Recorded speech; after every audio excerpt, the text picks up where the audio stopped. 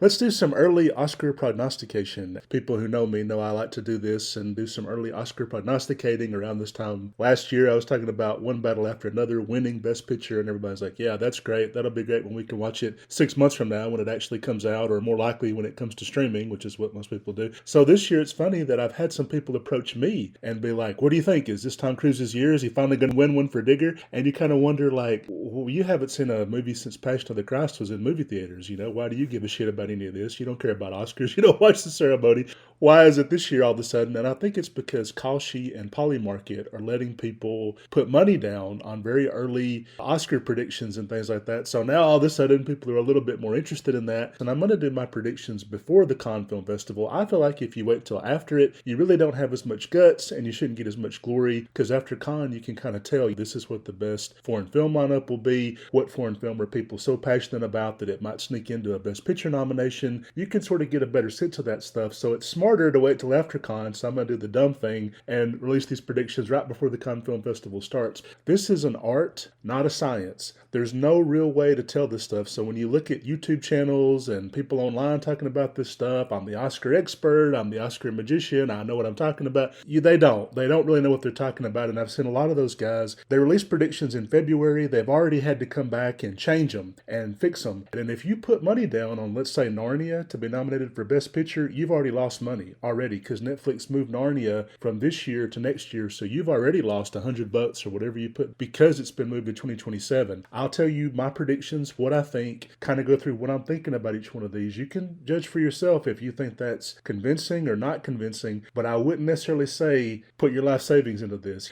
The Academy is very mercurial. They change their mind all the time. People who've already put money down this year saying like, well, only one actor can be nominated per category, even if they've got two different performances in two different movies. That's already wrong, because the Academy has already come in and changed the rules. Other people have said, well, I like this for Best Foreign Film. Unfortunately, it's probably not going to get selected by the committee. The Academy's thrown that rule out as well. Okay, so there's already things that even a few weeks ago would have seemed impossible, and now they're possible. Again, it's an art, not a science. That being said, I do think I put a lot of time into these, and you can judge for yourself. Best Picture race, I'm going to say there's 5 movies I feel pretty good about, better than average, and then the last 5, the back half of the list, 6 through 10, if this were just a 5-slot Best Picture race like it was for decades and decades, I think I could probably get most of those right, 4 out of 5 of those right. The back half of the list is more speculative, only about a coin toss, and here's what I'm thinking. So number 1, I'm going to say The Odyssey, and I think that's the safest Best Picture nominee possible. If there was any pick you could put some money down and feel pretty good about, it would be that The Odyssey will be nominated for Best Picture. And I don't want to spend a lot of time on this because it's so obvious, but I really love that Christopher Nolan is doing this. He's resurrecting these dead genres. If you look back at historical Hollywood, they had all kind of genres that they just don't make them anymore. Adventure films, biblical epics, pirate movies, sword and sandal picks, movies at sea with big boats and things like that. His next movie, maybe he'll do like an Admiral Nelson biopic. It'll be some big naval war battle type movie or something. I think that would be cool. But with Oppenheimer and Dunkirk, he did that, and now even more so with The Odyssey, where you just simply don't see these big, grand Greek epics come out anymore, and so that's what he's doing. And I think that's a very cool way to use his clout as a director, his command of the artistry. Next, I'm going to say is Dune 3. I think that's about as close to The Odyssey as you can get for a sure thing, because the first 2 movies were nominated for Best Picture. The second movie probably would have done better at the Oscars, but it was put into March because there was a delay with the actor strike. The first one might have even been affected a little bit by COVID because it was kind of coming right around that time period. This third one, it's coming out December 18th, a very prime Oscar slot, and Warner Brothers, you can tell they're going to go all out for this movie. No matter who's in charge of the studio, they're going to really put a lot into this campaign because they had a big CinemaCon presentation. They're refusing to let Disney back them off of that release date with Avengers Doomsday. They're confident that they've got something special, so I do think this will break out in a major way.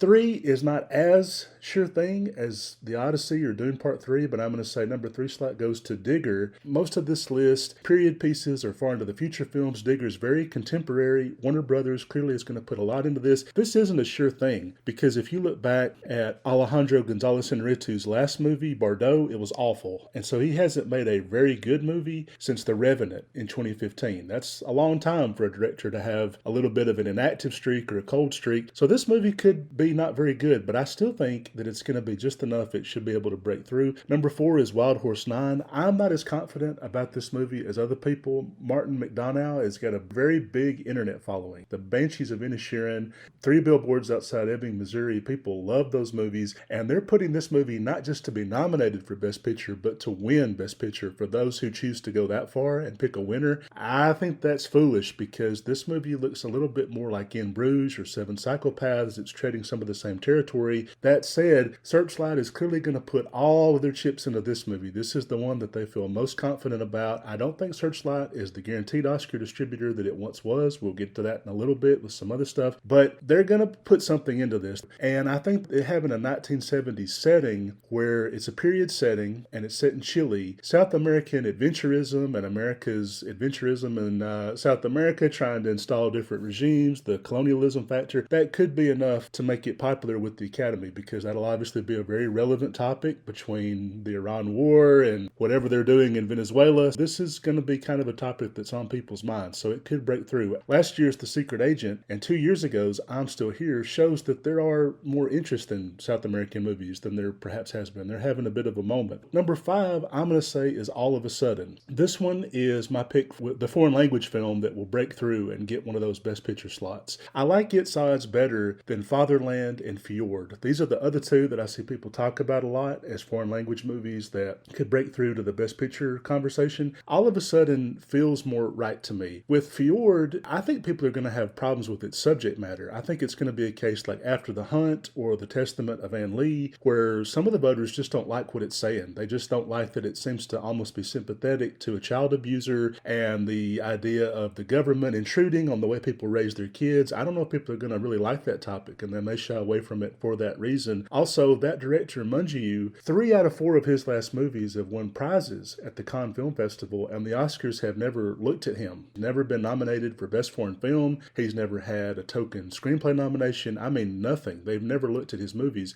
I don't know if this movie's different enough in terms of it still has that chilly, somewhat remote style, a little bit controversial. Even if some of the actors get through in the acting categories, which they could, I still see this not really translating into a Best Picture nomination. With Fatherland, it's very short. It came out pretty recently that the runtime for it is less than 85 minutes long. If that's the final runtime, it would be the shortest Best Picture nominee in almost 100 years. I think it was the 1930s that had a Best Picture nominee that was that short. And it's black and white. It's a German language film. It has a chillier, more austere type style. And also, Mubi is distributing it, which Mubi had several contenders last year. They fumbled all of them. I think they missed more than they hit. So because of the fact I don't have a lot of faith in the distributor and the shortened runtime, I think All of a Sudden is much more likely to be this year's big foreign language behemoth. It's very long. It's got a female friendship front and center with it, I think, because a lot of this year's Best Picture nominees and hopefuls, they're very male-driven and male-centric. Almost all of them have a man in the lead role, and they're very masculine things. That creates a lane for this. Probably helps it even more that Narnia got moved to 2027, because again, there's not that many movies that the female block of the Academy could really gravitate towards. One of the main characters is a playwright. The Oscars like movies about creatives and creative types. They're very interested in those type of stories, so that helps it. It's more sentimental than the other two movies. It's got a big goopy center at the heart of it. It's talking about humanitude and how do we help people who are dying or elderly or things like that. Obviously, this is going to be very moving to the Academy. And the fact that about half of its major cast is Asian. We don't have a lot of representation this year. Just like there's a lot of male-driven movies more than female-driven, there's a lot of white-driven movies where there's almost not that much diversity in the main cast. Next, for number 6, these are movies I don't feel as confident about, but the number 6 slot, I'm going to take a real flyer and say Clarissa. This movie is not being predicted by hardly anybody. I'm not seeing it on a lot of lists, but the reason that I think that it could break through is similar reasons for All of a Sudden, but also it's the only majority black cast that I'm seeing that's even really possible to be a Best Picture nominee this year. Now that Death of a Salesman has been moved to 2027 and Michael has pretty much imploded, we're not seeing that much diversity in a lot of the Best Picture contenders we're talking about. Now, keep in mind, since the Academy diversified itself in 2016, there has always been a majority Asian, Hispanic, or black cast out of the major 10 Best Picture nominees. Always. They literally tried to enshrine it as part of the rules a few years ago, where you have to have so much representation to even be considered for Best Picture. Now, obviously, there's loopholes, there's ways around that, but the fact that they put that much emphasis in it shows it's something they're serious about. I also think the movie's just going to be over overdue and about time for a Nigerian film, because Nigeria is something that the Academy's kind of ignored before. But if you'll notice, every couple of years, there's a country that the Academy pretends they've discovered. Oh my God, Brazilian movies. Who knew they were good? They've done that the last couple of years. A few years before that, it was South Korean movies and Parasite. Like, oh man, can you believe this country has its own film industry that we've never taken any attention to before? So I think Nigeria's overdue for that. Last year, a movie came out called My Father's Shadow that was excellent, and it didn't even get nominated for Best Foreign Film. The Academy didn't pay any attention to it. This movie, Clarissa, which is shot on 35mm film, it's a remake of Mrs. Dalloway. It has all of the elements going for it that could be like, oh, this is the culture we've discovered, and I'm putting up quote marks this year. And Hollywood's been around for decades, but they'll discover it this year and be like, oh, isn't this overdue? Plus, there's gay subtext in the movie. In the Cannes Film Festival, it's going to be competing for the queer palm, and the fact that it could also be probably overdue time for a movie with a lesbian or bisexual main character to break through. That could also be something that happens, so I could see that. With number 7, you have The Social Reckoning. If you'll look at the list before and then after this, they're mostly period pieces. So there's something far into the future with Dune, or the half of the list is period pieces. I think The Social Reckoning will hit that sweet spot of, we want to say something about what's going on in this moment. I wasn't sure if it would be The Social Reckoning or Artificial, but there's rumors that Artificial is going to get pushed to 2027 and that Amazon may dump it, that it may kind of bury the movie completely, because obviously Amazon has no interest in people really questioning artificial intelligence, and this is a big part of their business platform, so they're not really going to put a lot into artificial. So that really creates a lane for The Social Reckoning, especially now that Ink, Danny Boyle's movie about the Murdoch Empire, that's been pushed to 2027. Real life business movie category, this is wide open for The Social Reckoning. There's now, if artificial does get moved, or even if it doesn't and Amazon just doesn't put a lot into it, it's pretty much wide open for that movie. So I do think that The Social Reckoning has a good chance, because look at Aaron Sorkin's other movies. Was Being the Ricardos or The Trial of the Chicago 7, were those great movies? No, and they still got into the Oscar conversation, so there's no reason to think this won't be, especially when the Academy's looking at tech, they're terrified of tech, and they're probably wanted to do a commentary on that in some way. I don't think they would just ignore this altogether. Number 8, I'm going to say, is The Adventures of Cliff Booth. I see people not picking that, and they're burying it way down. They're saying it's very unlikely. Once again, making the same mistake a lot of voters did with F1 last year, Brad Pitt's other movie that nobody was predicting. I saw F1 and I thought, I think this could definitely be nominated for Best Picture, because it had that sort of, here's an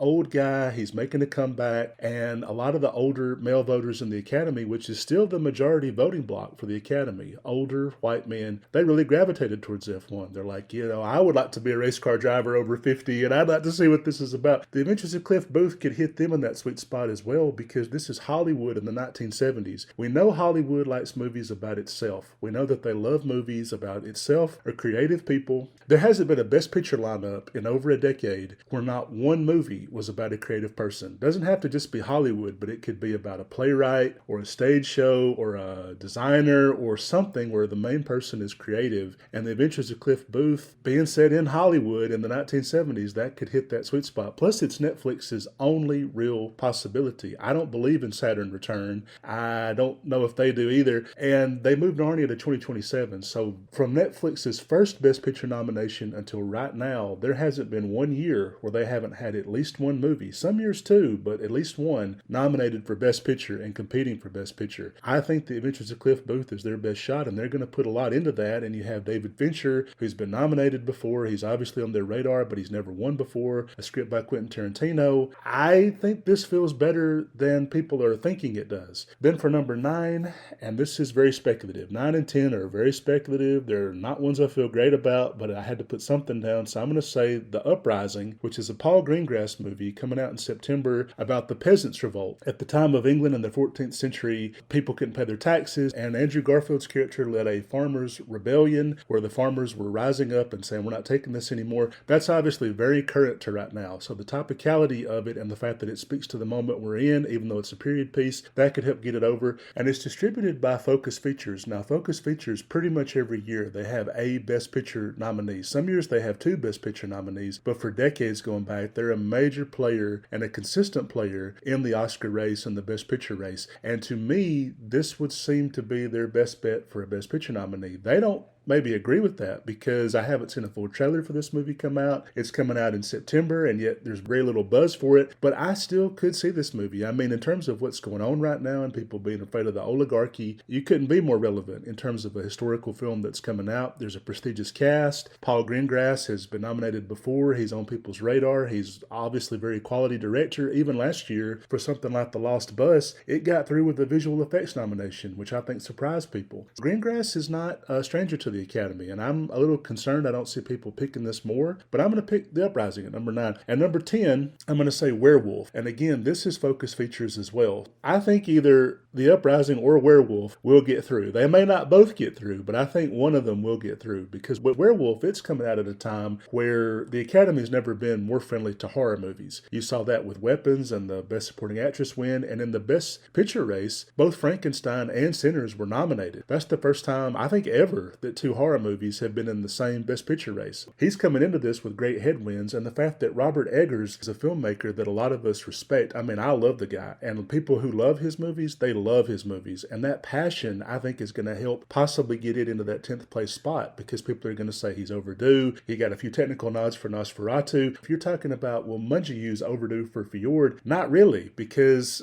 some people just flat out don't like his previous stuff. Eggers, I think, is more seen as a visionary and that it is time for him, and he's at least on the Academy's radar with some of the technical nominations for Nosferatu. It's a period film. It's going to be a pretty great cast, and it's around the Christmas time release slot, which is almost perfect for this kind of movie to the last movies that the Academy voters watch and maybe get it over the line. When it comes to snubs and the movies I'm not picking, I see these movies a lot that other people are picking, and I'm not picking them for reasons. One would be Fjord. I see that all the time, and I kind of went into why I don't think it may get over the line. Two would be Michael. I'm actually shocked people are still putting this on list and talking about it when it came out and got a less than 30% Rotten Tomatoes score, and it's in April. When you have April movies that have gone on to be nominated for Best Picture, like Everything Everywhere All at Once or Sinners, I mean, they had good reviews. I mean, I'm a little concerned why a movie that sucks. And the whole idea for Michael is terrible. It would be like making a movie called Bill Cosby, The Early Years or something. Like it's Bill Cosby's first year as a stand-up comedian and nothing else. They're like, we don't want to talk about anything else. Nothing else happened with him that's worth talking about. We're going to stop it right there. The whole movie is bizarre because it's all about how mean Michael's dad was to him and then stops in the early years. It makes him look like the victim. And to a lot of other people, of course, he's a child molester. So the fact that you have a guy who at worst is a child molester and at best is very odd and eccentric and bizarre, and the movie doesn't cover any of that. And then his own nephew is playing him as kind of a way to whitewash the family's name and do PR for him and get him back out into there to the conversation. I'm real shocked that with such a bad movie and a director who's never been nominated and Lionsgate putting this movie in April, which they clearly see it more as a money play than Oscar. They're not going to put a lot into an Oscar campaign. I don't really see why people are still picking that. Then you have Disclosure Day, which I don't think will be nominated for Best Picture. It probably will get some technical nominations, but I don't really see it as a Best Picture nominee. Same thing for Project Hail Mary. A lot of people are putting this as like, oh, this is a sure thing. They're only saying that because it's the only acclaimed movie that's come out the first 5 months of the year, but that means nothing. We know that 90% of Best Picture nominees will come from the last 4 months of the year. I would be surprised myself if a single movie that comes out before The Odyssey gets nominated for Best Picture. I think this race really starts in late July, and that's it. I don't think anything else is going for Best Picture, even if Project Hail Mary gets maybe a visual effects nomination or something. I just don't see it. I don't know why people are really going all in for that movie. For Behemoth, which does have a better chance because it is, again, about the industry. It's about somebody who I think is a film composer. There are not a lot of details about it. I'm not picking that because Searchlight is distributing that. If you look at Searchlight last year, they really struggled with all of their movies. Deliver Me From Nowhere was part of the Best Picture conversation, especially Best Actor. Testament of Ann Lee, Rental Family, Is This Thing On? None of those movies got a single Oscar nomination. So when people talk about Searchlight as a awards player, they're talking about Fox Searchlight. Since Disney has taken over the Fox Corporation, they haven't put as much into those Oscar campaigns. I mean, you can see it. It's been a fall off, and then especially last year to come up with zero. And now the new Disney CEO, Josh D'Amaro, he comes from the theme park, hotel, and cruise boat side. Is he going to really put anything into Oscar campaigns? Is that something he even cares about? Well, it remains to be seen, but I kind of doubt it. So I'm not picking Behemoth. Cry to Heaven is a Tom Ford adaptation of an Anne Rice novel, and it scares me that he used his own money to make this. Most people would say, well, that's a great thing. That means he doesn't have to compromise. Exactly. When you look at directors who use their own money to make movies, like Kevin Costner did for the Horizon movies, which the second one hasn't even come out.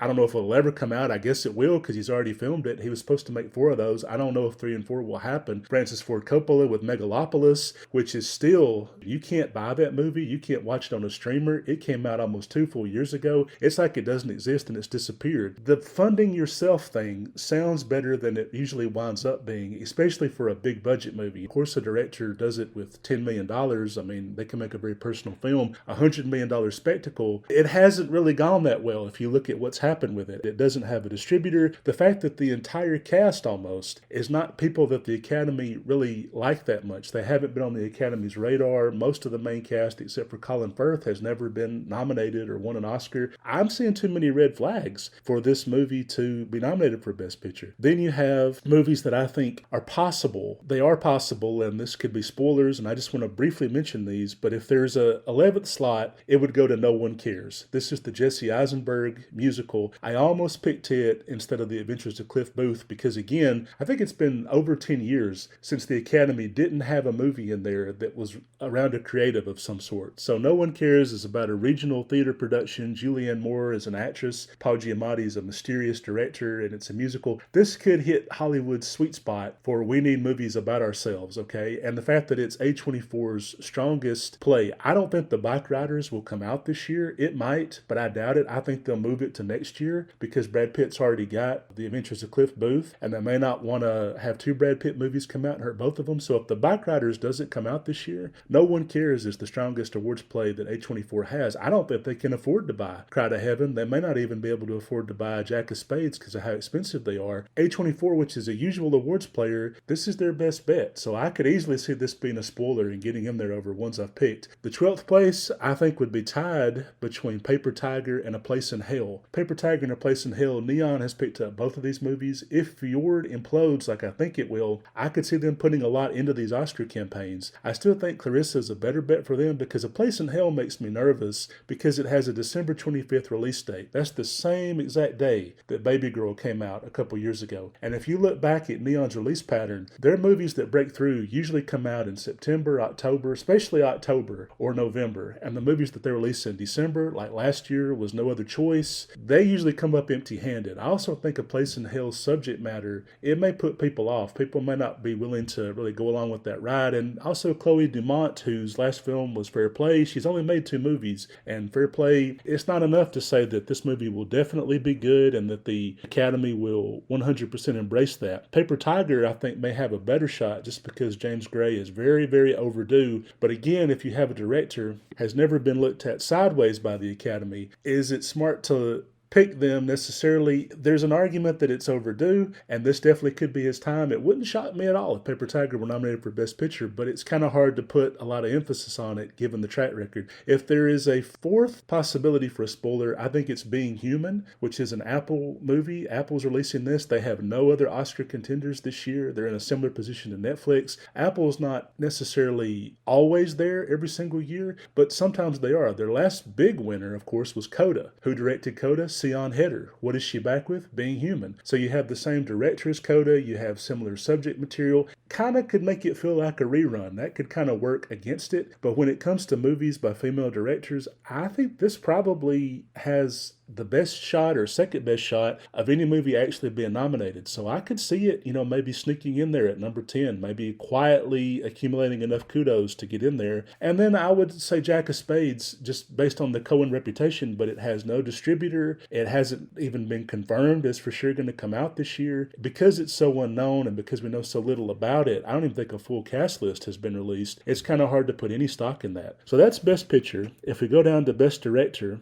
I kind of like just picking the 5 that I went with for Best Picture. I think Nolan is almost even money. I think Denis Villeneuve, people are saying, well, the first 2, he didn't get nominated. He won't be nominated again. I think he will be because I think his reputation is becoming so undeniable. And the second movie, again, was held back by a March release date. That's not the case for this third movie. So I think people are underestimating how far his reputation has exceeded between now and then. Third, I would put Hamaguchi for All of a Sudden because he has a very passionate following. This movie being over 3 hours long. It's funny, a lot of Oscar prognosticators are like, well, it's over 3 hours. It's dead, Oscar conversation-wise. No, not necessarily at all. Look at The Brutalist. That could only indicate that this is his epic. This is his statement. This is his epic. That makes him more likely to get through, not less likely to get through. Fourth spot, I'm going to say Robert Eggers. Even if Werewolf doesn't get Best Picture, I could see him breaking through anyway because his fan base is so passionate, and that could really help him. And then the fifth slot, probably Martin McDonough for Wild Horse 9 or Alejandro Gonzalez Inarritu for Digger, probably whichever one gets better reviews, whichever one there's more support for, whatever. Now you might say to yourself, well, isn't this a sausage fest? There's no female nominee in there. Greta Gerwig, I would have picked her. Narnia has moved between 27, may put that as dead. The only three women that really even have a chance would be Chloe Dumont from A Place in Hell, Sion Heder from Being Human, and Georgia Oakley from Sense and Sensibility. I think Oakley has the least likely shot because it's just a very standard remake of Sense and Sensibility. There's nothing special about it. She didn't write it herself. A lot of times they like a very personalized project, something the director wrote themselves. Chloe Dumont in A Place in Hell, I could see her breaking through, but because she's only had one previous film, it's kind of hard to say that there's going to be that much support for her overall. Sion Heder for Being Human, Coda won Best Picture, and she was not nominated. That could make her feel overdue to some people. Some people might put her in just because it's like, well, she was overdue, and we need to make up for this big snub that happened a few years ago. That could happen, but the fact that Coda won Best Picture, I think makes it a little bit less likely. When it comes to, we got to make it up to somebody, that makes more sense for Robert Eggers in Werewolf, or especially David Fincher in The Adventures of Cliff Booth. I mean, when you come to a director that they've been out there forever, they've never had a win, that's David Fincher, or that's James Gray. So that would make more sense if people wanted to make it up. I'm going to make a second video for the acting categories because this is already too long. It's longer than I wanted it to be. But this is part one. Part two, actors, coming up shortly.